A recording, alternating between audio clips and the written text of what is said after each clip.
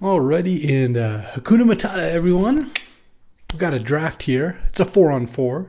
Got myself, Slade, Alpha Frog, and Sam Rolfe, a great squad, against Numat the Nummy, Luis Salvato, Slacks, and Sandy Dog. Also a great squad.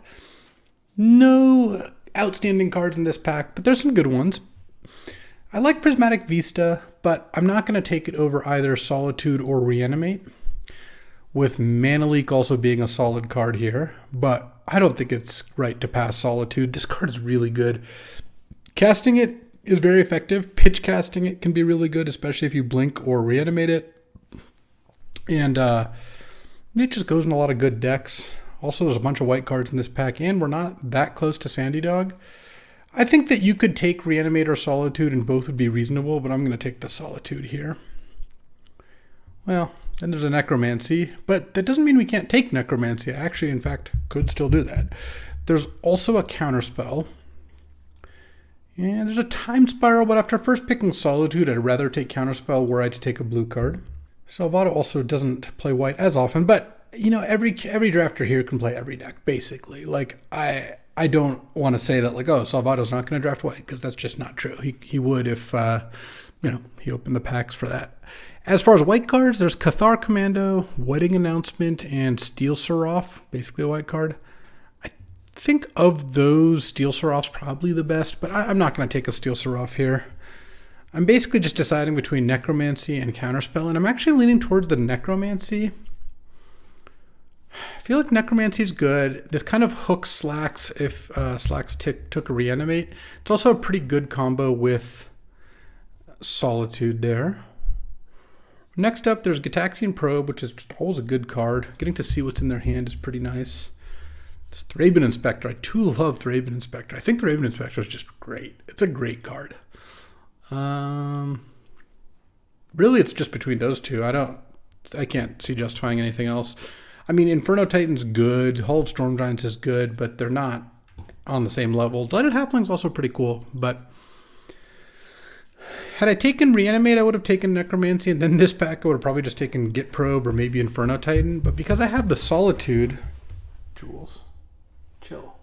I'm drafting Jules. Do you know what that means? The dog, as usual, going after her dog bed. Hey, Jules, come on now. I love me a Thraben Inspector. I just can't pass it up. All right. Next up, we've got Recruiter of the Guard, probably, because this gets Solitude or Thraben Inspector. And I think Necromancy can fit into this deck pretty nicely. I could easily be black-white mid-range, where you can, pitch out a Solitude, Necromancy it. Also, if I don't end up playing Necromancy, it's really not the end of the world. Plus, Solitude makes up for the fact that you spent 3 mana on a 1/1. Pitch casting that can be good. I'm not in a position to take Brain Freeze or Natural Order, so yeah, Recruiter of the Guard it is. Had I taken Reanimate first, I would have gone Necromancy into Probe into, I don't even know what this pick. Ooh, we got ourselves a Resto. Resto is one of the Solitude combos, and Resto is good with Recruiter and 3BB. Passing an Underground Sea, which is a great card, a Preordain, which is a pretty good card, and a Ruin Grinder, which is my card of the moment. But take me a Resto. This pack doesn't really have anything I'm interested in. I might just take Voice of Resurgence, because I actually do like Voice of Resurgence quite a bit if you can cast it. Green White's not always where I want to be, and maybe this Necromancy gets banished to the Shadow Realm. But I think Voice is going to be the pick. I mean, this is just kind of a weak pack. The best cards are Voice. Lightning Helix Taiga is obviously fine, but given that I have a bunch of white cards, I think I'll just do that. Pretty decent start. Not like the best, but I mean, Solitude's a premium card. Ooh, Windswept Heath's looking nice here. It fixes for Voice without doing any work. Could fix for Necromancy if I end up going that direction. I'm passing up on a Ponder and I guess Time Warp already. So this is a solid pack, but getting a 7th pick fetch land, that's pretty nice. Doesn't happen too often. Next up, Ephemerate, but there's Skyclave. I gotta take Skyclave. Skyclave is really good. Ephemerate is good. It would be good with Solitude mostly. Okay with Recruiter, okay with Raven, but not amazing. Skyclave, on the other hand, you can get it with Recruiter, bounce it with Resto. White seems to be quite open here. Maybe splashing green, maybe not. Maybe splashing black, who knows. I'm not going to get the Ephemerate back, of course. There's not enough cards for it, but that's okay. Oh, Flicker Wisp came back? That's nice, because that's also nice with all these cards. So definitely Flicker Wisp over Knight of Autumn or Celestial Colonnade or Yawgmoth and Shriek. Well, those are both kind of reasonable. Black has been pretty cut, so I guess I'm glad I didn't go that direction. The Necromancy, I'll move over there for now. I'm not looking extremely likely to play it, though it would be good in this deck. So if I pick up a Scrubland or something, it's not out of the question. And Voice of Resurgence is looking not free, because it's never free, but looking doable. All right, I'll probably just take Boseiju. See, the thing is, it's supposed to be pronounced Boseiju, is what I've been told, because it's a Japanese word. Boseiju would be like the English pronunciation, so it's kind of hard to train myself. But if it's Boseiju, I'll try to say Boseiju. The rest of these cards aren't as interesting, and I don't really mind passing them. I'll take me a Mana Tithe. I'm not above it. Passing up a Blood Chief's Thirst, sure. White-green mid-range. It's the stuff dreams are made of. Can I get an Undermount Adventure? Maybe a White Plume? You know? Maybe a Mox Pearl? If Sandy Dog's going mono-white, I'm doing a decent job cutting him. I'm a couple seats away, so it's not too bad, but still. Getting passed to by Salvato, passing to Slacks. Haven't passed, besides the Reanimate, haven't passed anything too nutty. Not really a Wood Elves deck, but Tireless Tracker is a totally legit splash. I think I'd rather take that. Call the Ring is an interesting one. I forgot you can't zoom on cards once you pass the pack. It definitely has its moments. Oh, interesting. So on the one hand, Sword of Fire and Ice could be good if I pick up a Stoneforged. Endurance could be good as just a kind of a hate card. I think I'll take the Sword. I'm not playing heavy green. Oh, Thragtusk actually might just make the cut. Eternal Witness actually could too. Too bad I didn't have the Ephemerate. I mean, if I end up in like green-white blink, if I get some more green fixing, playing Witness and Thragtusk in your Resto Flicker Wisp deck's kind of nice. This actually would be a great Ephemerate deck now, but I still stand by the pick. Here, this pack is kind of bad. There's a fetch land, but it's red-black, which is pretty far away from where I'm at, so I'm not super excited by it. There's a Crater Hoof, which the problem is not super well set up for that, and just in a lot of ways, I don't have mana acceleration. I don't think Natural Order is going to fit super well here. I might just take Wasteland because it's just a good card, and it's colorless. I'm passing like a Bolas Citadel, a Renin 6, the Bloodstained Mire, the Crater Hoof. Yeah, I think I just take the Wasteland. I don't know. Disappointing first pick, but what can you do? Second pick, there's a Marsh Flats, which definitely would help cast cards in this deck. I mean, not technically yet, but A, I could pick up a green-white land and it'd be good. B, it would help cast this Necromancy still lurking in my board. But it's pretty hard to pass Mother of Runes. This card is so excellent. Giver of Runes, I would pass in a heartbeat. I would just take the Marsh Flats. But Mother of Runes, the fact that she protects herself means if you just play this turn one and they don't have a kill spell, it just nukes their ability to interact with you so hard. All right, Mother of Runes, passing Salvato, a Palantir, a Lotus Petal, probably just a fetch land is mostly who he's going to take. Oh, Strip Mine, third pick, huh? Also an Animate Dead and a Chromox. I'm just going to take the Strip Mine. Also, if I take the Strip Mine, now that I have Strip and Waste, Ramanop Excavator, Crucible are both pretty interesting. Renin 6 is a little tricky to cast. Kind of wish I had had that Taiga if I knew that. But Strip Mine's the best card and it's colorless. I'm definitely not passing that to Salvato. Like, Animate Dead is the second best card in the pack, but I don't think he's necessarily in a position to play with it. Maybe he did, or maybe he would. Like, I didn't see a ton of black, but definitely just taking the Strip Mine. Now we're really put to the question here, because Birds is definitely the best card in this pack. Obviously, some decks would rather have Through the Breach, but Birds is overall the best card. If I take Birds, though, now I'm saying, hey, I'm going to play a deck that has 9 or 10 green sources. As things currently stand, if I didn't play this Eternal Witness, if we put that with like the Necromancy and the Sword and the like maybe pile, I would be playing mostly white lands with a couple of green sources for like Voice, Thragtusk, maybe Tracker. But if I didn't take birds, I would probably be taking Esper Sentinel or Razor Verge Thicket. Birds is just so much better than those cards. I'm just going to take the birds, and then we'll see where we end up. Where we end up is probably taking this Horizon Canopy. As much as I like Avacyn, I don't need another 5. I've got 2, even though Solitude does go cheaper. A green-white land is really important if I want to actually cast my spells on time. I have a bunch of double white spells, of green source I want on turn 1. Yeah, I think I do take it. That could sometimes wheel, but it's okay. Oh, we got a rule here. We don't pass Parallax Wave. One of the rewards for being in white is getting a 6-pick Parallax Wave. This card is so busted. If you haven't seen this card in play, well, you might not have watched too many of my videos because I've been playing this card pretty frequently. It basically is like 4 mana, kills all their creatures, protects all your creatures, does a bunch of weird other stuff. Like, it does a lot. Obviously, it doesn't do every single thing every single time, but it does a good job of like putting their good creature in exile for long enough for you to win the game, protecting your stuff, re-triggering your ETBs. I like Staff of the Storyteller too, and Luminarch. I actually think I would have taken Luminarch otherwise, but we're slamming Parallax Wave here. I like Adeline well enough, but I'm going to take Elite Spellbinder here. I do like Utopia Sprawl, but Elite Spellbinder works really nicely in this deck. All right, let's get the Necromancy and the Sword out. Eternal Witness Parallax Wave is an infinite combo, by the way. Well, it's a loop. As long as you exile the Witness with Wave, when the Wave goes away, the Witness comes back and picks up the Wave again. I'm going to play Witness in this deck. This is actually looking like the best Ephemerate deck I've ever seen. At the time, I didn't know that, but that's fine. We can live without Ephemerate. So now, what do we do here? This is pick 8. Not a Monastery Mentor deck. Not a Green Suns deck. It's like not the worst Green Suns deck. There's Scrubland, which with the Windswept Heath would let me maybe play Necromancy. But I think I should just take Thalia. I have very few spells, and Thalia is really good if you don't have a lot of spells.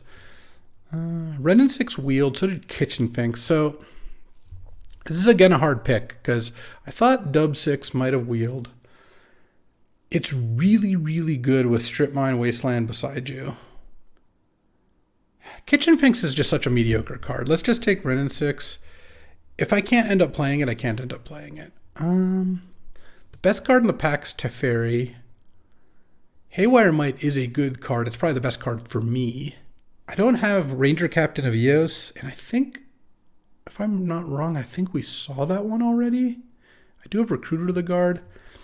Yeah, Teferi's not that good. I'm just going to take Haywire Might. Maybe play it, maybe not. Invasion of Gobakon. So this is, you have to go sideways to read it.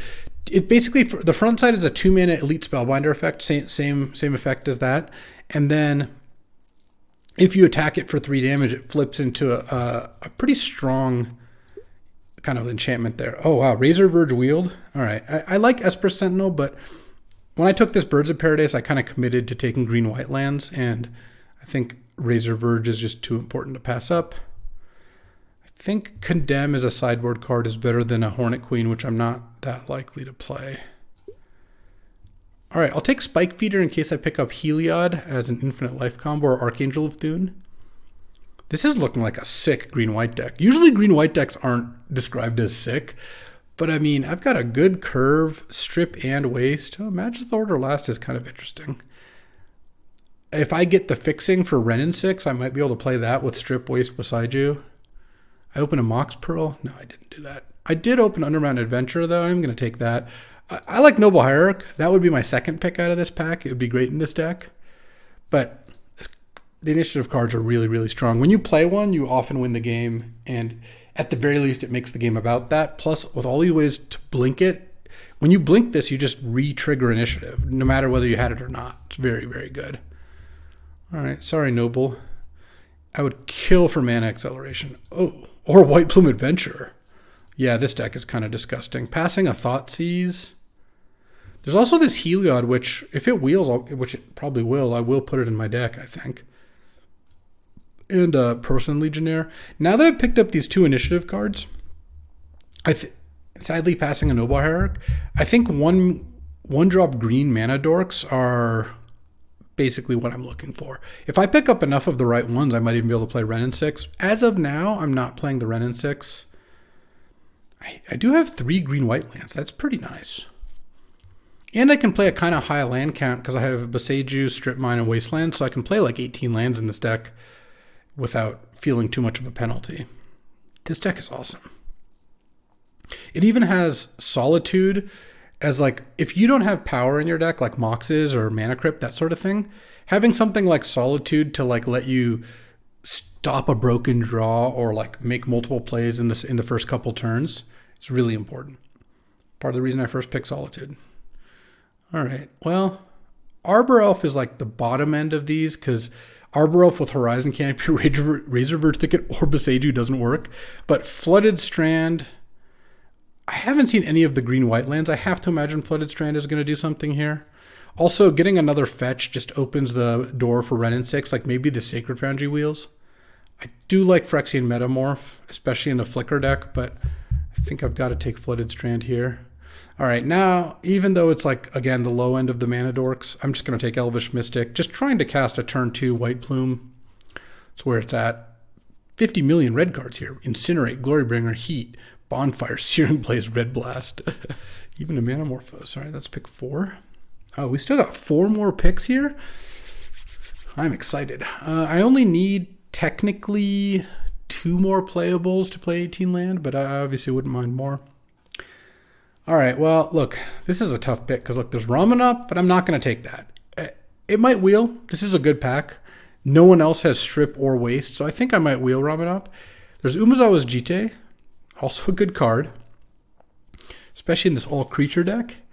Oh, man, there's Temple Garden, though.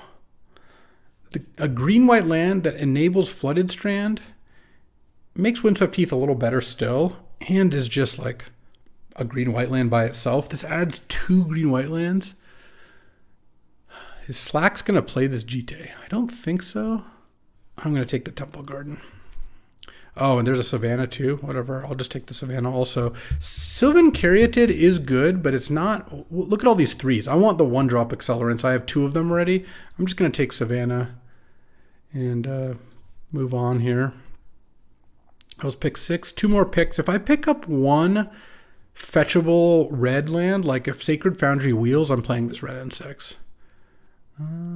So there is the Archangel of Thune. So again, with Spike Feeder, so this says whenever you gain life, put a +1/+1 counter on each creature you control.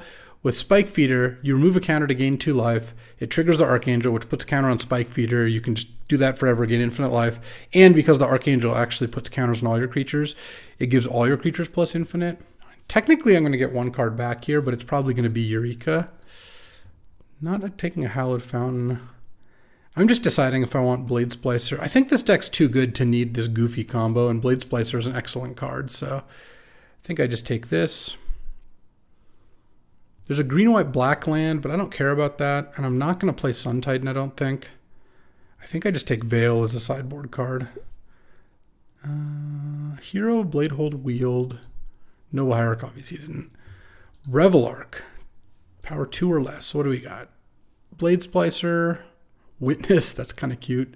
Skyclave, Recruiter, none of these things. Thalia, Voice. The oft maligned Savine's Reclamation, which I never play. I guess I'll take Hero. I don't know. I don't think I'm going to play any of these things. Okay, Heliod, on the other hand, is also an infinite combo with Spike Feeder. You just gain infinite life. And I have life gain off Solitude. Don't have any other life gain. I think I'd rather just have a Porcelain Legionnaire, to be honest. I just don't think I need like the gimmick stuff here. I think I can just cast my cards. Okay, Sacred Foundry Wield. So did Arbor Elf. But if I play Sacred Foundry, I have 1, 2, 3 red sources plus birds without playing a mountain.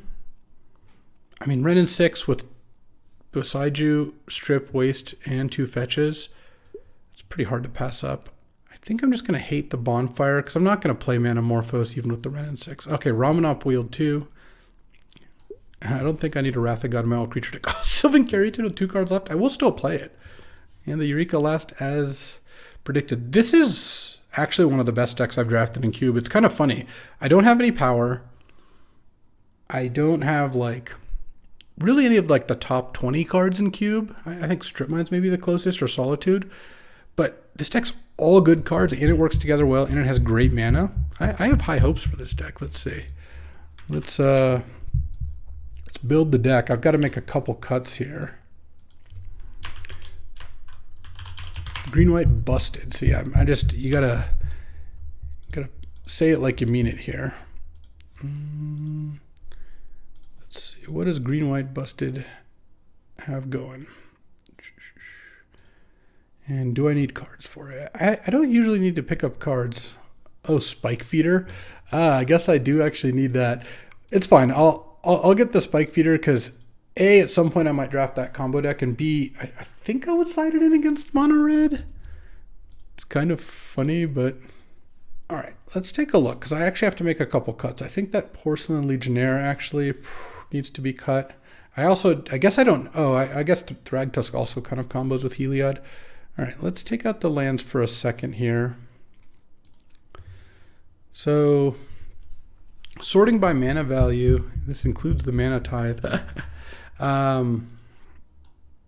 This is 24, and I want to play at least 17 lands. I could even convince myself to play 18 here. That's interesting. Well, what would I want to cut? Porcelain Legionnaire goes there. Let's do that. I mean, Tireless Tracker looks nice. I could see cutting Thragtusk or Porcelain Legionnaire. I probably don't need to cut both. I think 17 lands with Waste and Strip, but also with 2 Mana Dorks. Well, I don't know, actually. Waste, Strip, Boseiju, and Horizon Canopy all kind of push me towards wanting to play an additional land, because I don't think, like, I feel like, oh man, I even have both green-white lands. I don't think that I'm going to run into a problem where you're less likely to flood when 4 of your lands effectively are spells. Yeah, no, this deck's really good. Let's see. Let's move this all over 1 because I'm going to want to separate out the lands. I guess I could cut a 3-drop. I could also cut Wrenn and 6, but I think that the wheeling of the... Oh, I also have Sylvan Caryatid. All right. I guess 17 land is probably fine. I don't need to play 18. Okay, so if that's the case, and I'm just cutting 1 card, is it Thragtusk or Porcelain Legionnaire? I have the 2 1-drops, which go to 3, and I have 4 better 2-drops. Do I need Porcelain Legionnaire? It's like the weakest card, probably. Thragtusk feels like it's just going to be got a really high end here. Like Parallax Wave and Resto are both really, really good with, and Flicker Wisp are all good with Thragtusk. Feels like that's probably a little better. And I don't need a mountain. I mean, I think just the 1 Sacred Foundry gives me 3 sources. Yeah, plus birds and Caryatid, so 5 sources for Wrenn and 6. Oh, this doesn't have the Wrenn and 6 in it. I'm an idiot. Okay, it doesn't have Haywire Might or Sword of Fire and Ice either, but I don't think that's a big deal. Okay, well, maybe I do cut the Thragtusk then. The other option is to cut Tireless Tracker, because it's kind of slow. But it is a nice little bit of card advantage. I mean, I have a lot of card advantage already. Maybe I just cut Tireless Tracker. I have a couple fetches.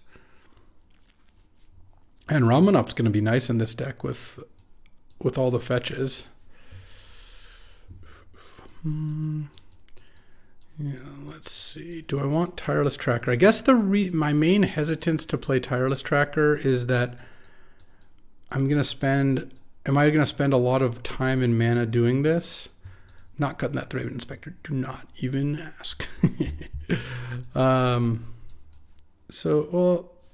my mana is just going to be great, right? It would be crazy to play 16 land, I think. So I'm not going to do that. Let's see. So if I play 3 forests, I'll have 3, 4, 5, 6, 7, 8, 9, 10 green sources. And then if I play, that leaves me with 4 planes. 4, 5, 6, 7, 8, 9, 10, 11 white sources. But also the green sources provided like 2 extra white sources, basically. I kind of want 1 more white source over a green source. Huh. Yeah, the red and 6 is just too high upside, I think. Just having the ability to randomly strip mine them out is nice. I'm still just looking at this tireless tracker and wondering, maybe I just play Thragtusk. I guess here's what I'll do. I'm either going to play Thragtusk or Tracker as my last card. I think I'm going to play this mana base. 4, 5, 6. Yeah, 11 is pretty good. And then 1, 2, 10, 11. Yeah, that's pretty good. All right, I'm either going to play Tireless Tracker or Thragtusk. I'm just going to have to look at my teammates' decks and see how many of them are aggressive. And that'll pretty much make the decision for me. Great deck. I have high hopes for this one. Yeah, we'll see what happens. Alrighty, time for round 1. Against Numa the Nummy. Let's see what we can do. Well, I really do like having Birds and White Plume in my hand, but not with no lands. I will keep this and I think put Ramanop back. On 6, I have to keep this. And I think what my plan is just to go Flooded Strand, go. And then if I draw a green source or Sacred Foundry, I guess, on turn 2, I can go Wrenn and 6, pick up my fetch, and I'm golden. Kenji also mulligan, so I just don't crack the fetch. And then, well, if I don't, then I don't. All right. Green source. That'll do it. That'll do it. Sacred Foundry, pay 2 life. Play Seiju. Dub 6, +1, get back Flooded Strand, and we have no longer mulliganed. Now I go Blade Splicer into Undermountain Adventurer. We are off to the races. Playing against a little Grixis. Kenji's always doing broken stuff. Let's crack this. Let's just get our Savannah. Get back Flooded Strand. Play Blade Splicer. No real reason to play Voice here. Like, it is nice against counters, but I think I'd rather just put way more on the board and spend more mana without knowing what Kenji's up to. Also, if I draw Wasteland or Strip Mine, the game just ends very quickly here. Because then I just go... Well, I probably go Wasteland, cast Undermountain Adventure, next turn Double Waste. Okay, I like seeing Kaito. Not because it's like a bad card. It's a good card. But I'm worried about broken stuff. That's like the biggest thing this deck has to worry about. Because just in terms of a fair deck, I mean, this deck is going to be able to battle fair stuff very easily. Let's get a Forest. +1, get back the Flooded Strand. Attack for 4 here. I could not attack with the Blade Splicer in case Kenji goes kill Undermountain Adventure, attack with Lava Claw, but it's pretty hard to kill Undermountain Adventure for 1 mana. And I could just attack back and get initiative back. Wrenn and 6 also, by the way, is shutting down Kaito making 1/1 ninjas, which would be pretty good otherwise at taking the initiative. So I like that. Is it 14? I think I just go the aggro route next turn and put 2 +1/+1 counters on my Blade Splicer. We'll see what Kenji does here. So next turn I have enough mana because this thing also taps for 2 mana, which is sick. Next turn I have enough mana to play both Voice and Thrag. Just play Voice, then play Thrag. Gonna need like a Wrath, but a Wrath wouldn't even really do that much. Him, my Thragtusk, sure. Him is also pretty bad against this, me putting all these lands into my hand. Okay, into Dak Faden, steal the Golem. Sure. All right. Yeah, he's at 14. I think things have changed a little bit. I'm going to put it on the Blade Splicer. Ooh, Eternal Witness. Nice. Okay. Let's go Attack Kaito, attack Kaito.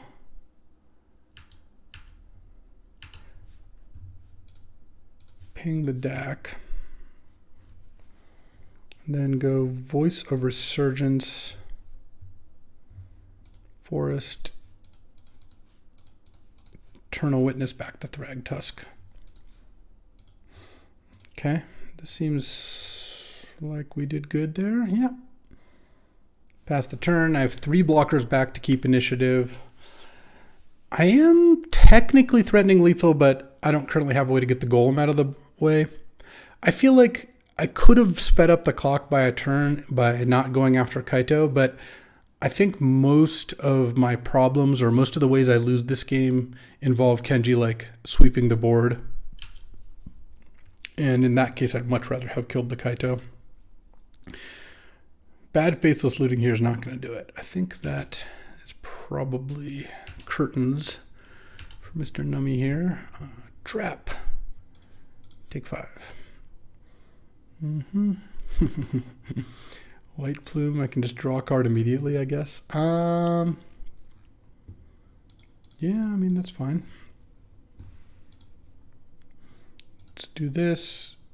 Let's draw a card. Solitude. All right. I guess I don't really need to Solitude here. Kenji's at 9. Puts him to 12. 3, 6, 10. I could put Kenji to 2.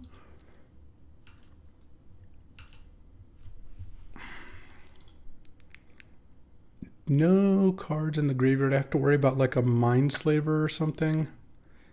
9. Next turn I'm getting to Throne. All right, let's go after Duretti. Attack Duretti. Attack Duretti. Attack Newmont. Attack Newmont. And then cast Solitude before blocks. This is kind of overkill, but I think it's fine. And this kills Duretti, puts Kenji down to 7. And then I get to +1 and get back my Temple Garden. Sure, why not? And untap this thing, why not? Why not, why not? All right. I mean, we're at a spot where Arath would not do anything. All right, so playing against Grixis Artifacts. Well, I definitely want Haywire Might. I can take out Thragtusk. I assume Veil of Summer is good. Sword of Fire also seems like it would be good. Thalia also seems good. Mana Tide still seems okay. Need to cut a couple cards here. What is my worst card? Oh, they're all so good is the problem. They're all busted. I guess the Mana Tithe. I guess Veil of Summer is like a better Mana Tithe. Invasion of Gobakon on the draw. Maybe a Sword of Fire and Ice isn't good. Gets stolen by Dak Faden, which is kind of annoying. Veil of Summer can also stop Dak from stealing something, which is cool. I guess getting things stolen when I have a Flicker Wisp isn't, I know, like maybe Parallax Wave isn't too bad, though. Can't Parallax Wave Sword of Fire and Ice unless you make it a creature first, which isn't super likely. I mean, Haywire Might's got to be good here. I think the Ramanop is still pretty good, even though it's a little slow. All right, maybe on the draw Sword is not where it's at. Maybe if in the unlikely event that we go to game 3, give a guy a half decent deck just once and he just can't stop bragging. In the unlikely event that we go to game 3, then maybe I'll board it in. All right, I'll keep this. No green sources, but look, I'll spend my first 2 turns wasting and stripping, and mulliganed already, and that will buy me the time to go land Elvish Mystic, Ramanop, probably Elvish Mystic into Caryatid, into Ramanop, replay Strip Mine. Yeah, I like it. Also, Kenji had infinite non-basics, so the Wasteland is just golden too, is my guess here. Mold 6, yep. Lava Claw. And so if I draw a green, I'll play the green first. All right, I will do that. It does open the door for him to play a Talisman this turn. Oh, I was going to say, I hope that was Duress.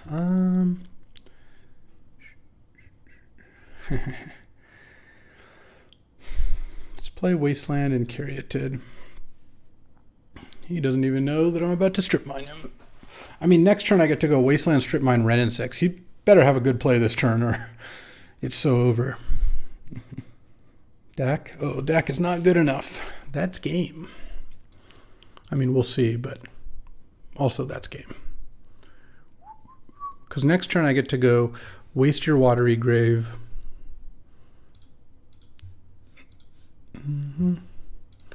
Wrenn and 6. Get back Wasteland.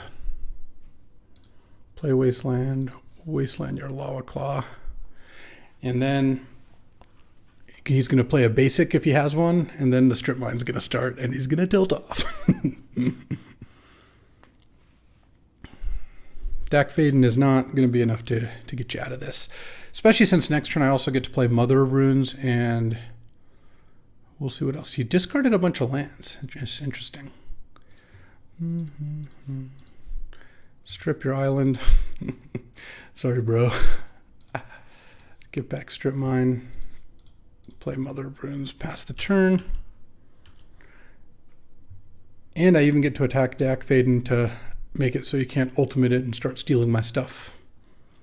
The -6 is you get an emblem. Whenever you cast a spell that targets permanents, you gain control of them, those permanents. But okay, Talisman.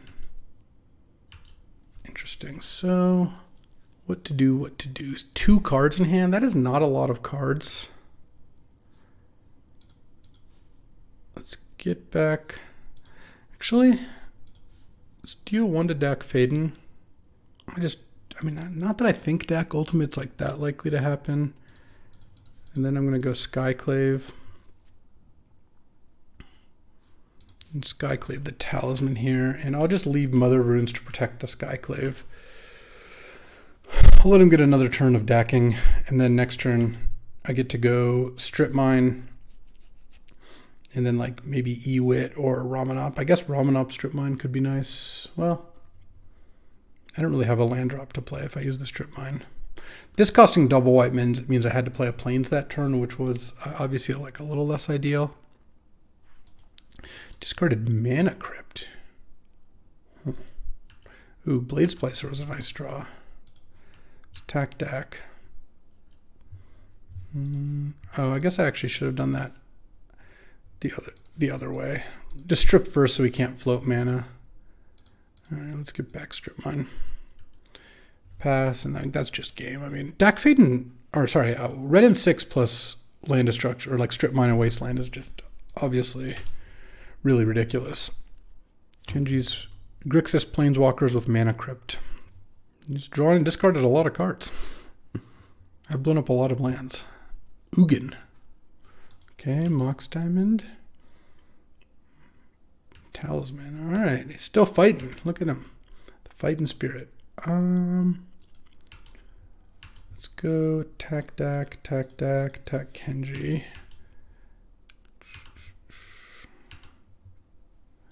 Strip Mine the mountain. +1 on Strip Mine, and I guess play Ramanop. And just keep the Witnessing Hand in case I need to get something else back. Him to Tarak me. Plains Witness, and that'll do it. Round 1. Easy as pie. Just Wrenn and 6, doing good work both games, so pretty glad I splashed for it. Alrighty, time for round 2, playing at Slacks here. Oh, this is the fabled turn 2 White Plume. Alright, turn 1 Elvish Mystic, go ahead. No time for Mother Runes here, we're just going straight to White Plume territory. White Plume is actually a... No, my White Plume. Alright, I guess we're going to have to play the game of Magic. Time to Blade Splice, I suppose. I mean, Blade Splicer into Parallax Wave is already pretty good, so... Or is still pretty good, rather. So, don't mind it. The question is, do I just drop Parallax Wave next turn? Hopefully I just draw another play instead. Because I don't really want to play Parallax Wave into an empty board. But, I mean, we'll see. If I have no other plays... I'm not sure. Maybe I would. Well, Ledger Shredder into Mox. Okay. It's making the Parallax Wave look a little more enticing. Because now it's a 2-4. I could just play Parallax Wave and just immediately bin the Ledger Shredder. We'll see. Yeah, I think we'd still do that. Hopefully don't get this countered. All right, let's get Ledger Shredder out. Slam, and then, because the thing is, when Ledger Shredder comes back, who cares? It just doesn't do anything. And then once the Parallax Wave gets low, I can just flicker the Blade Splicer. Would be nice to draw Eternal Witness. Would be nice to draw anything that isn't a land at this point. Though if I draw a land, drawing a Strip Mine would be okay. Wasteland's looking a little less good. I mean, I could definitely lose this game. I don't think I'm like super far ahead. White Plume getting Thought Seized was kind of my game plan, and then I drew Plains Forest, which drawing the first land was good to be able to cast the Parallax Wave. The second land, not so good, and I am playing a deck that has 17 lands and 3 mana dorks, so there is a bit of a risk there. But also, he's at 13, 11 now? Okay. Teferi Time Raveler. Oh, I'm going to bounce my Golem. All right, I'm going to Parallax Wave it. Basically remove a counter to make it so he doesn't draw a card. I think that's worth it. Draw, this fades. Yeah, there we go. That's exactly what I was talking about. Attack Teferi, attack Slacks. Mother Runes, Caryatid, go. Now, I guess I need to draw something that can attack. I've so far drawn a Mana Dork and 2 lands. And that is not going to be enough to close out this game. It's down to 10, but I don't really have a clock.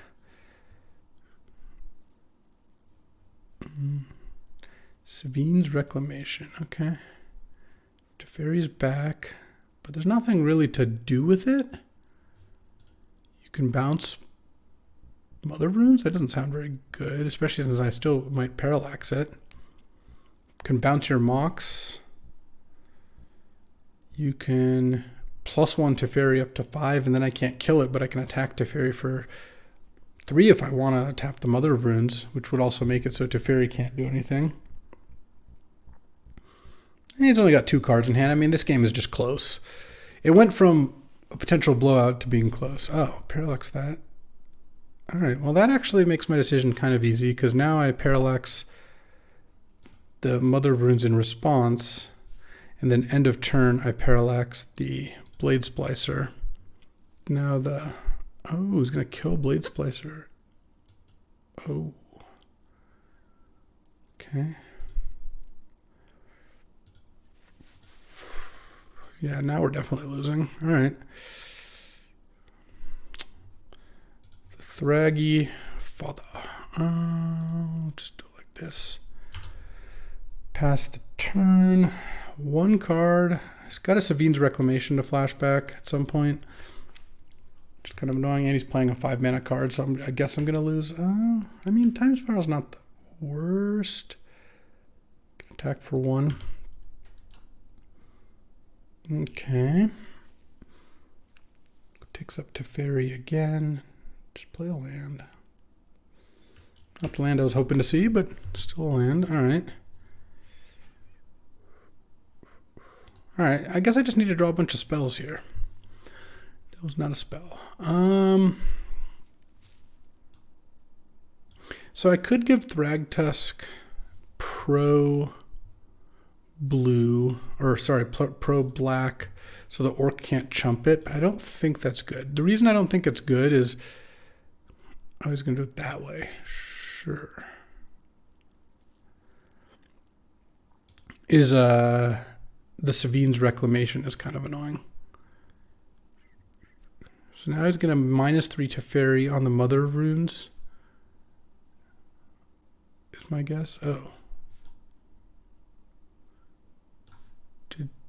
I think he messed up there. I don't think he realized you could make 2, because he had a much stronger play there of -3 Teferi, then Savine's Reclamation, the Teferi, and the Orc back. Because now the Bowmasters can't actually kill Mother of Runes. Okay. Pro Black, you don't even get an Amass token. You get a Marsh Flats back. Yeah, that was not. I mean, that's like chalked up to playing that card for the first time or something. I don't know, because getting back the Teferi instead of the Marsh Flats sure seems better. File of Galadriel. Wow, that's going to be good with this Ledger Shredder. I mean, he's a 9.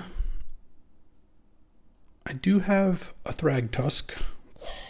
If I draw Eternal Witness, I almost just win, because I go Eternal Witness, get back Parallax Wave, wave your squad, attack you for 5. Eternal Witness? Invasion of Gobakhan. I don't think that does a whole lot for me.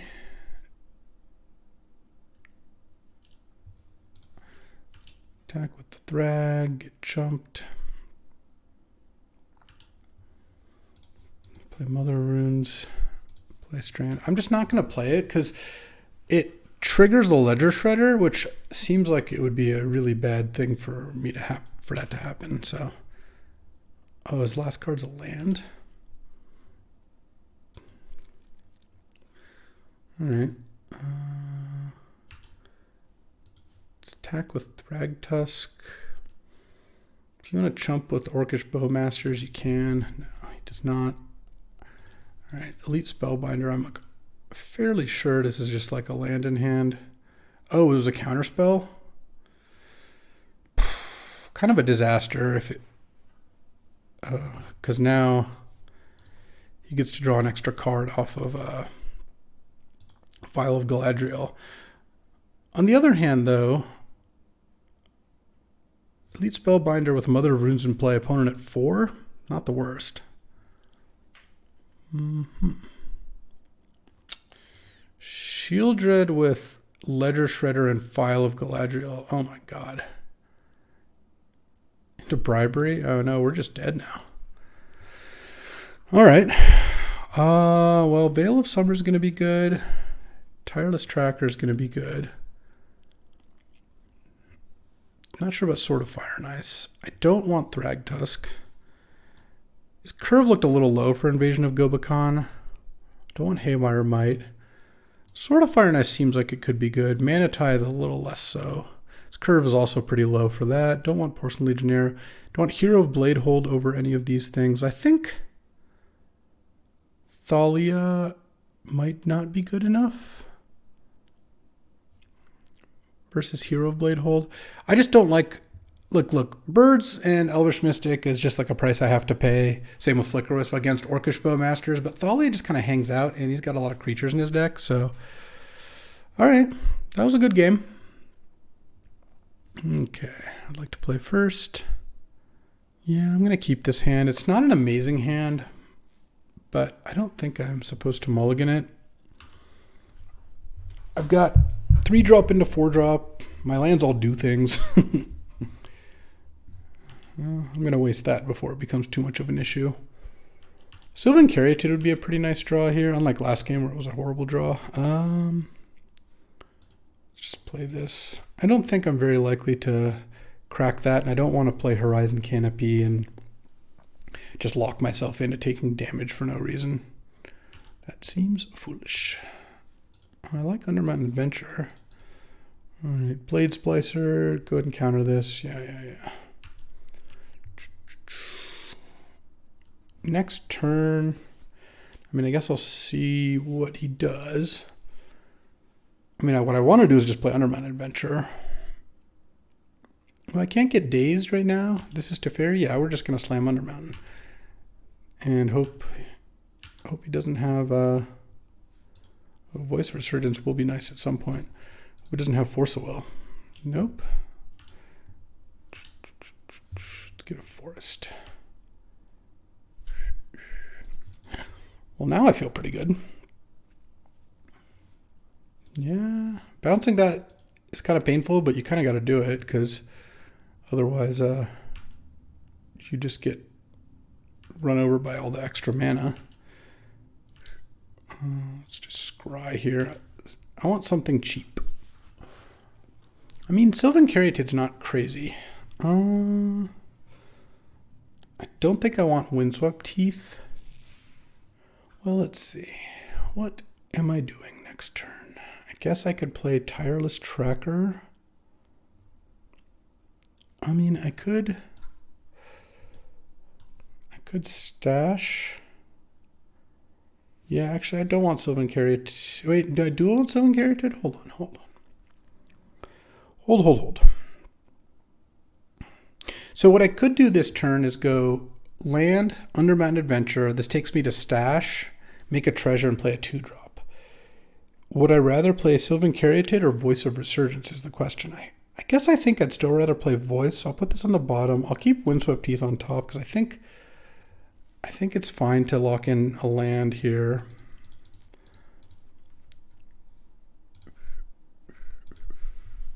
Stash, make a treasure, play Voice. Because this also makes it basically impossible for him to take initiative back, because if you kill Voice of Resurgence, then I make a token, and you also have to kill Undermanned Adventure. And then with Tireless Tracker in hand, keeping the fetch land seems pretty good. Next turn, I also get a 4/1. All right, well, it's funny. This hand was like so much worse to start with, but then on the other hand, I didn't get Thought Seized on turn 1. Teferi got plussed, but can't do a whole lot right now. Voice of Resurgence also is pretty nice because now it makes all his counter spells way worse. He needs to play at sorcery speed or gives me a bunch of tokens. So it's kind of like the green-white Teferi, if you think about it, before Teferi was even printed. Slax is great, one of the best players in these cubes, I think, and also plays really fast. So when he slows down, it means things aren't easy. Like, you saw how fast he was rolling when it was like Shield Raid, Bowmasters, you know. Now it's like, what do I do? Love it. I also, at some point, I'm going to not tap out, in which case the Wasteland's going right after that Shelldock Isle. Next turn, I have 7-8 mana. I'm probably going to go like Tracker, Crack a Fetch. I don't know. We'll see. I guess I don't need to kill the Shelldock quite yet. Oh, okay. Now it is you who have the initiative. Sure. And that made 3 creatures. Okay. Interesting. All right. Well, that actually does make my job a bit harder. Can I get a Parallax Wave? No. I mean, I can take the initiative back with Resto, which is nice. Can't attack with this because the Golem blocks it. So if I go Resto, untap that is pretty good. So I think I can go, but I can go Tracker first, right?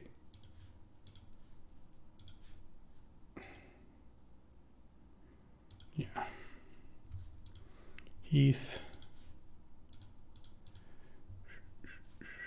I think actually I'm at 17. Yeah, I should just get the Sacred Foundry just in case. I can't play Resto in response because of a stupid Teferi. Resto you.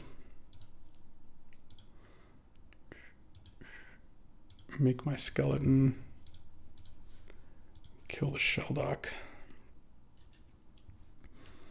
Now I have 5 blockers, tier 4 attackers. Does have Teferi, so it's 4 and 4. So if he has a removal spell, like he can Teferi the skeleton, kill like the Undermanned Adventure and attack, but then Resto eats the Golem, Voice eats the Blade Splicer, Tracker trades for Mentor.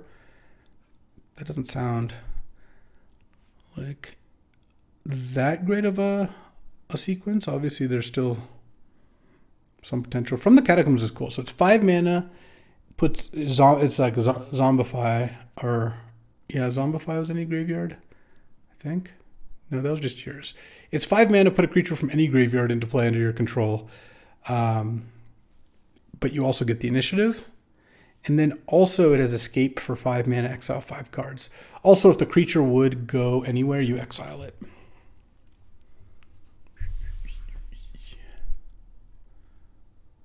Okay, what do you got? Bribery? Okay, I guess that's... We're getting a white plume at this point. And then you're going to have to... Oh, well, that's not really going to... Oh, Solitude maybe? Yeah. Yeah, white plume doesn't really do the trick because he gets initiative, but then my resto attacks and takes initiative back. If he bounces the resto, then I still just do the whole resto Undermount Adventure thing. So what are you getting? It's going to be Solitude or white plume is my guess. Because Solitude is basically just better than Skyclave. I guess if you Solitude the resto... Teferi the skeleton, I have 3 blockers, you have 4 attackers. But again, you run into the problem that it's just like eat, maybe eat, trade, or trade, eat. Yeah, I don't think this is quite going to be enough to get Mr. Hampton out of this. We'll see. All right, there's the Solitude. I'm going to guess you could hit the Undermount Adventure. Sure. And then Teferi the skeleton. Oh, Teferi the resto. Yeah, that's actually slightly better for sure. That is better. This has Menace. So I just going to want to take it back with Menace. I don't block with that.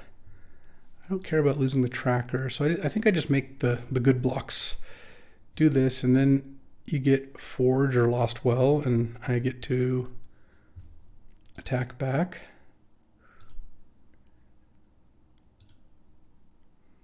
Oh, this is first strike. That was a mistake. Because now the Mentor gets to just eat the Tireless Tracker. Yeah, so basically I should have not blocked the Mentor, I think is the main thing. But next turn I get to attack and get my Throne of the Dead 3. How much mana do I have? 5? 6? Because I have a lot of mana. I mean, killing the Undermount Adventure has been annoying because I really did want that. Help me deploy these clues and whatnot. This has been a good game. He's battling hard. A lot of initiatives. Well, all right. Yeah, I shouldn't have blocked there. I forgot the Golem had first strike. Okay, well, hopefully that's it. It's already played a land. Let's see. Recruiter of the Guard. Oh, he says. Recruiter of the Guard. Ain't that a thing? Let's get that Flicker Wisp. Flicker Wisp, that Solitude. Look at that Tude. And then send with this. It has Menace. That's a swing. All right. Boom. What do we got? Throne of the Dead 3. Skyclave, Elite Spellbinder, Hero of Bladehold. I actually don't think it's Skyclave. I actually think it's Hero of Bladehold. Because remember, I am getting back a Solitude at the end of the turn, which is going to kill that Monastery Mentor. And then now, we're in it. From the Catacombs is close to coming back, but ain't there yet. And a 6/7 hexproof Hero of Bladehold seems like it's pretty good here. That was a swing. Recruiter of the Guard, look at you. Recruiter of the Guard led to me having 3 creatures and him at -1. It was a 4-creature swing. That was pretty good. That was a sick turn. I'm at 9. I've taken a lot of damage off my lands, but I think that's totally fine. Also, this has lifelink. Might get in next turn. And then Hero, of course, is going to make next turn's attacks pretty nice. And I'm even going to get a land next turn. So I have to win game 3 on the draw, huh? Ledger Shredder. Into Mox. Alright, well, From the Catacombs can now be escaped. Not this turn, most likely, unless he's got... I guess he could just play a land. It would be disgusting if he discards like some sick creature and then from the Catacombs it this turn. But, ooh, we might be seeing that actually. I'm at 9. Oh no, I guess we're not. Is this like some sort of necromancy or something? Not that Riftwing really gets you out of this. I mean, he's at 20 and I'm at 9, so especially with Trap being the next room you can go into, I do kind of have to watch out for that. Things are not free here. Like, we're not necessarily in the clear. Bribery is going to be pretty good against me, just no matter what. The good thing is I'm not playing any, like, Crater Hoof type cards. Like, Bribery is basically, like, you get to cast a Solitude or cast, like, an Undermountain Adventure. Also, I guess the fact that I have Flicker Wisp and Parallax Wave means that Bribery is a bit risky. I think he does know that. Okay, he has the Swamp, so he could take the initiative. I think that's what's happening here. Well, 1, 2, 3. Oh, he would have to take my Tireless Tracker. Memory Jar. Uh-oh. Okay, so that is actually scary, and the reason is he's got Shieldred in his deck, so now I have to watch out for that. All right. Because that's just 14 damage out of nowhere. I guess I have Resto in hand. As long as I can Resto the Solitude, I'm protected from that. Okay. Land. 1, 2, 3, 4, 5, 6, 7. So I'm going to make some attacks. I guess I don't want to attack with Solitude very much, given that circumstance. Let's attack with these 3. Leave back a couple blockers. Yeah, that seems okay.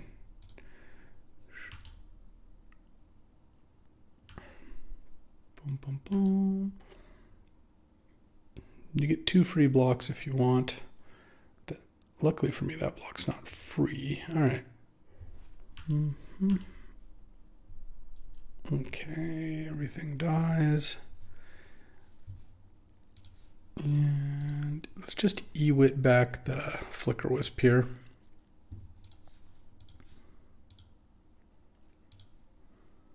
Pass the turn. I guess the other play I could have made would be to attack with Solitude, have it die, and then witness it back, because I could just pitch cast it. Yeah.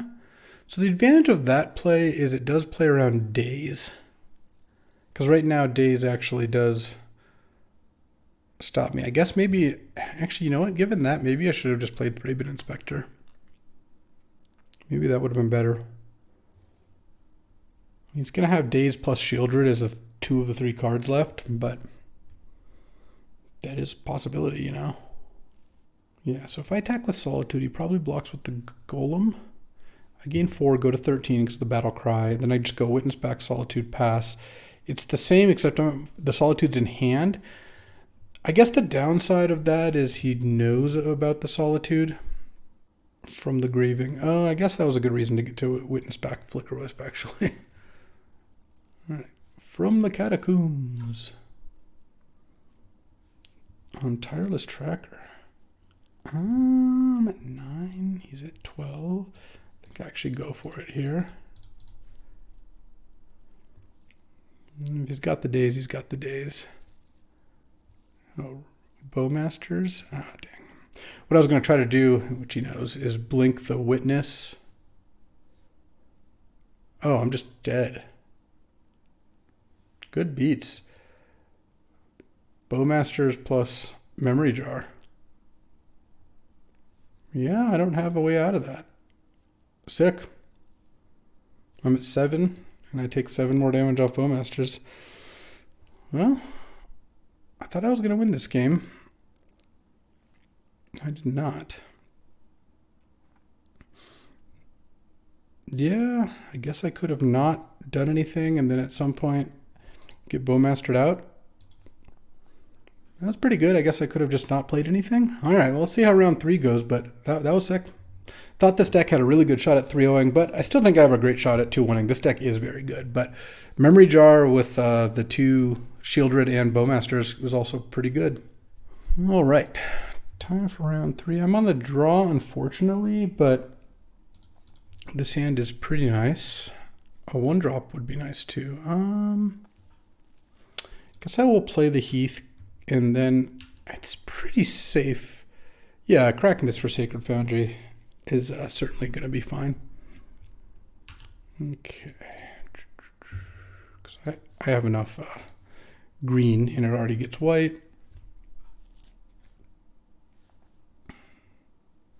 Don't mind Strip Mine. Let's start with Thalia, I think. I assume it's going to get countered. Yeah. Burgee, huh. Interesting. If I go White Plume and he kills it, that works out kind of poorly for me. I think I'm going to go Thalia, strip your island. And maybe that'll make things a little difficult for Mr. Salvato over here. Can't get mana from Burgee if you can't cast a spell. All right, Unholy Heat. Kill my Thalia attack, sure. Land. Oh man, it's so tempting to want to play White Plume here. All right, I think I go for it.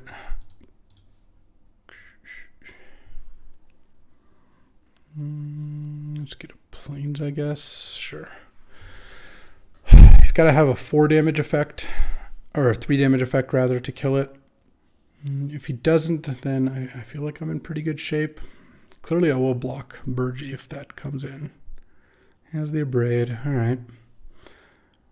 Well, next turn I get to play Ramanop or Voice.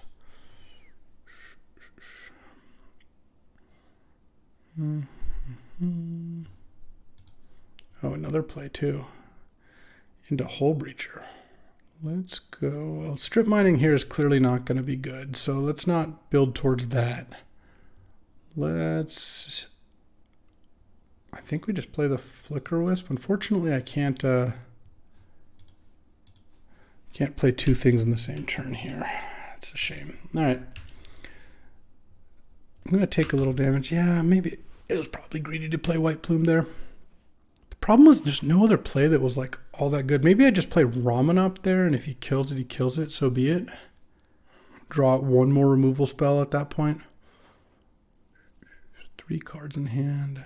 I'm not drawing any extra cards at the moment. So the Hull Breacher isn't like crazy good. If I take 8, go to 5, I die to Trap. Lotus Petal. Okay. Oh, jeez. Well, whatever this is, I assume I lose now. Echo of Eons? Yeah, all right.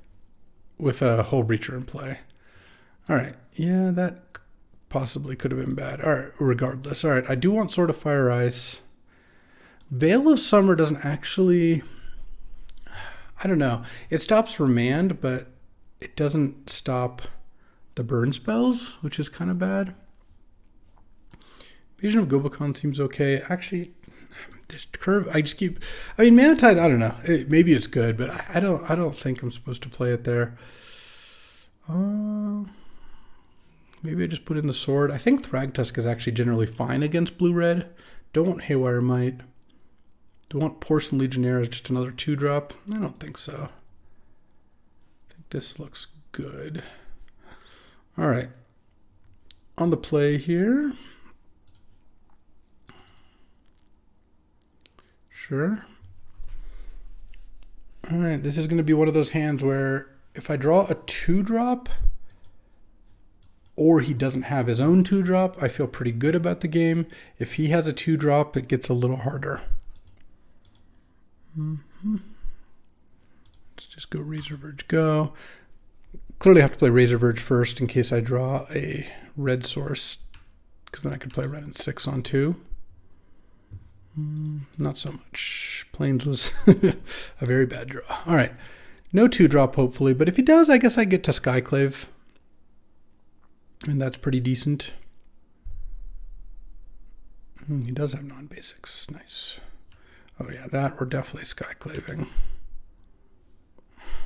That Invasion of Gobakon would have been really good last turn. But unfortunate. All right. And interesting. Land go. Oh, that was a draw. Oh. Wasteland there makes this so much easier. All right, I'll go to attack. Now you can't remand me. Hit, and now I get to play White Plume and get a forest. Even though I could technically White Plume for a mountain. If I had a mountain in my deck, I don't think having a mountain in this deck is good. It's not like I have one red card. I don't really need to cast Wrenn and 6 that badly, especially after adventuring. All right, well, this game is looking a lot better than last one. Thieving Skydiver. All right, well, I mean, I guess the mountain would have been good here. I'm actually going to scry, because if I draw a fetch land, it's really good. Strip Mine and Blade Splicer, huh? Yeah, I actually will keep the Strip Mine. Let's go Invasion of Gobakon. His hand is... Oh, he didn't Force of Negation it? That's odd. Fury, huh? Funny thing is, like, if I take Bloodthirsty Adversary, he can't Fury me very easily, so I think I do that. Strip Mine this. Attack Invasion of Gobakon, attack Salvato. If he wants to trade for Skyclave, then that's fine. Alright, now I get to cast this. Though I think he still might have wanted to counter that, honestly.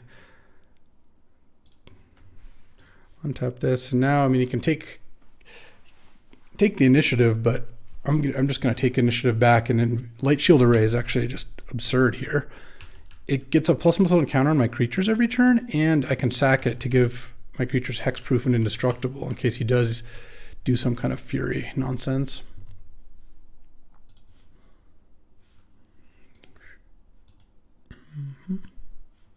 And 5 cards in hand. Those are 4 of them. Okay. Magda was the draw. 4 damage. Yeah, I mean, I guess I'll sack this. Save my thing. I think I'd rather have the White Plume than the Light Shield Array. That was a brick, but that's okay. Oh, the stash is actually going to be kind of nice. Though I guess I'm just going to get Force of Negation if I go for it. Okay, attacking for 7 here. Okay, I'm venturing into the Undercity. I'm going to make a stash. I guess there's just no point in casting Wrenn and 6 this turn when he's got mana untapped for Force of Negation.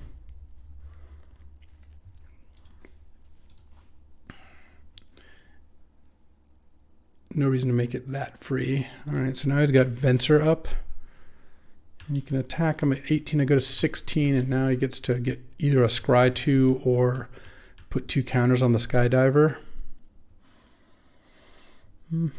So knowing about Force of Negation plus, we already knew about the Remand. I'm wondering how much I want Veil of Summer. It's still not seeming great. Okay.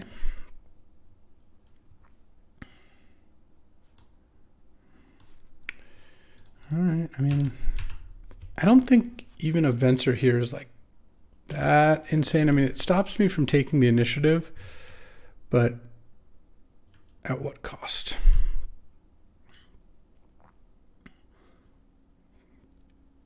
I see.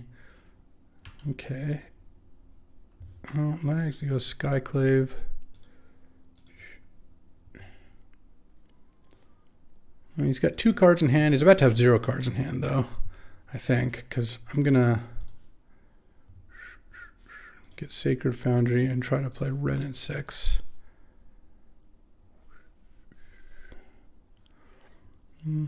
Okay, no cards in hand. I have a 2/2. He gets to go to trap me down to 8. He needs to draw something. If he doesn't draw anything, I take the initiative, get my 4/1 and probably win. If he draws something, I probably lose. Okay. Oh wait, no, he can actually still cast the Bloodthirsty Adversary. So he doesn't need to draw anything. Okay. So I need to draw something. All right, action? Well, that is action. All right. He gets to draw an extra card now. All right, no point in attacking with Skyclave, I don't think. It just downgrades my 2/2 into, like, these trade and he ends up with a 2/2. All right, so he gets 2 draw steps now. Hopefully one of them is not too good. All right. Next turn is going to go Throne, unless I draw something. That was something. That was definitely something. All right. Not much he can do for 1 mana. Whew. This game was looking really good, then it was looking a lot less good. But now it is looking good again. If I do this, blocks that, gets a token. Let's just do this, blocks that, goes to 8. No, I can do this because I'm going to get a 4/1 off of this attack. So I'm going to have 2 blockers for the token, which means it is me who's going to go to the throne. Ooh, huh? I guess if he finds 2 removal spells off of 1 red mana left, then I could certainly be dead, or at least in a bad spot. But I think most likely it is going to be I who am victorious. Do I like Invasion of Gobakon on the draw here against some bunch of pitch cast spells? And cheap spells. Exile's Brainstorm. All right. We're going pretty deep here. Still 2 counter spells. Is that enough? Oh, it stops events or 2, the Veil of Summer does. All right, all right. Maybe Hero of Blade Hold.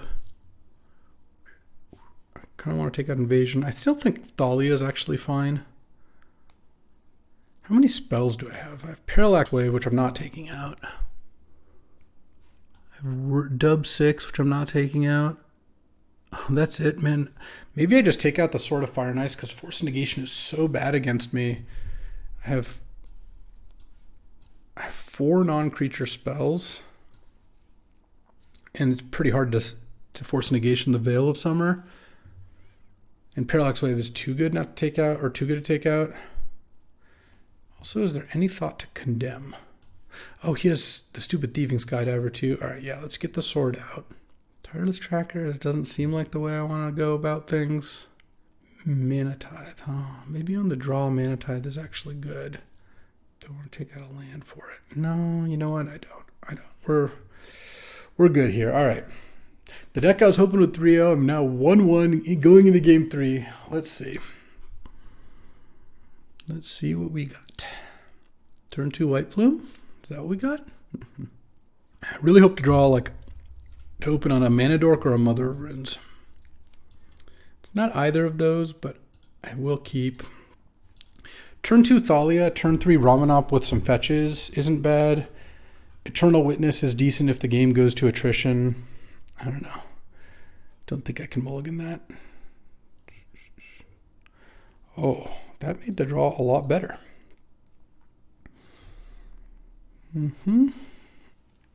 And I guess I go Heath Crack here. Yeah, Magda's good. You know, if he has the stupid Force of Negation, I'm going to be so mad. Oh, yeah. That's not a Force of Negation. Let's just chill. If he has Bloodthirsty Adversary, I would chump to keep Ren and 6 alive. All right. Red and 6 did its job, I would say. Let's go Thalia to start. And then we'll follow up with Voice of Resurgence later. All right, I'm loving this. This is doing great. Kicked off the game with a 2-for-1. Thalia's pretty annoying for him. I do have to watch out for Fury. No reason not to play the land first, actually. Let's go Voice of Resurgence. This messes up Venser. You're paying 3 to Abrade Thalia. All right. Acceptable.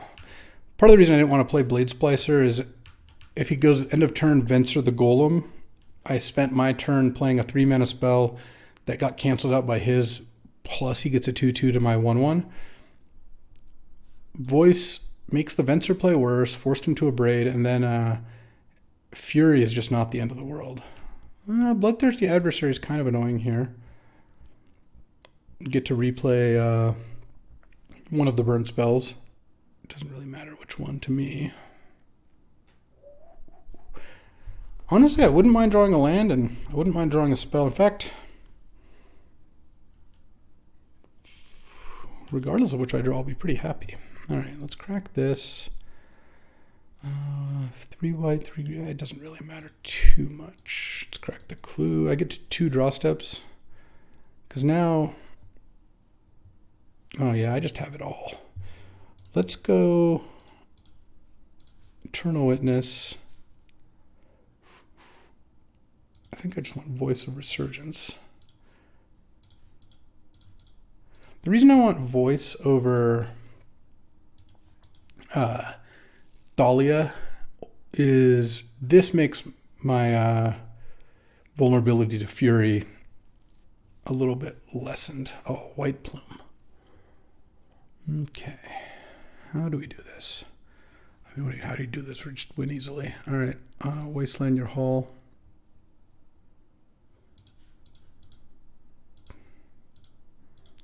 White Plume. Counter it if you want. I get a token if you do.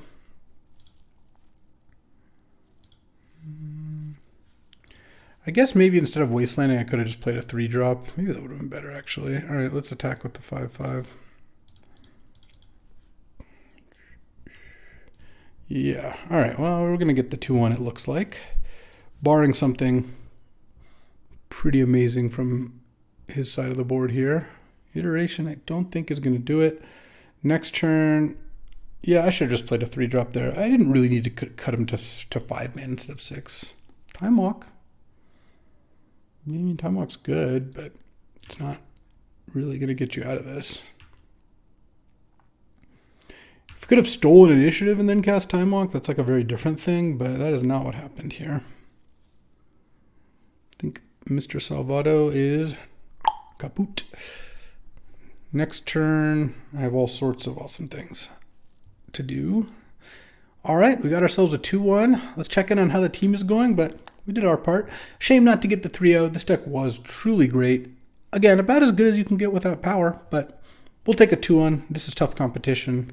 I'm not unhappy with the 2-1. All right. Our exciting conclusion is we tied.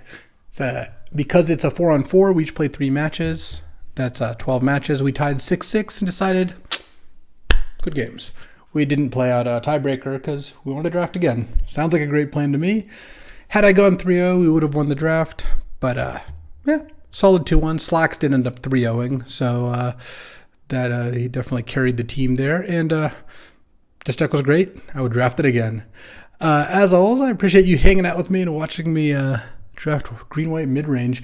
You know, I never thought I'd see the day that green-white mid-range was actually good in Cube, but it is. This deck was really good, and this archetype is pretty strong. So, next time maybe we'll do something a little more broken. As always, new videos every day. So, I'll see you here tomorrow.